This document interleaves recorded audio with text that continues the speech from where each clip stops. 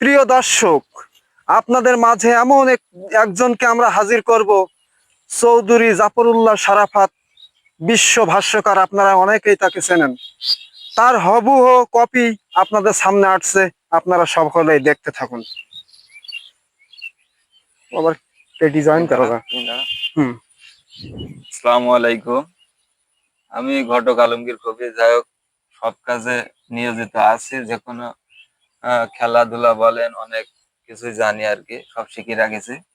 যাই হোক, আপনাদের অল্প একটু শোনাই যে চৌধুরী ধারাভাষ্যকার আগে গিয়ে যে রেডুয়ায় আপনারা শুনতেন চৌধুরী জাফরুল্লাহ শারাফাতের যে কণ্ঠ, রেডুয়ায় তখন টিভি তত ছিল না, মানুষ রেডুয়ায় শুনত। তারই একটু হালকা একটু শোনেন ধারাভাষ্যকার। বীরপুর শেরে বাংলা জাতীয় স্টেডিয়াম থেকে আমি চৌধুরী জাফরুল্লাহ শারাফাত সবাইকে জানাই আন্তরিক সালাম ও শুভেচ্ছা।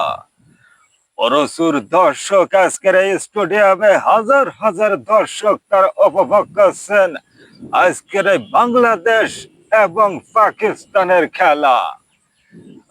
প্রথম সকালে টসে জয়লাভ করে বাংলাদেশের ক্যাপ্টেন তামিম ইকবাল তিনি ব্যাট করার সিদ্ধান্ত নেন। দুই ওপেনিং ব্যাটসম্যান সৌম্য সরকার এবং তামিম ইকবাল। ওদিকে ক্যাভিলিয়ান প্রান্ত থেকে বল করছেন অমর গুল।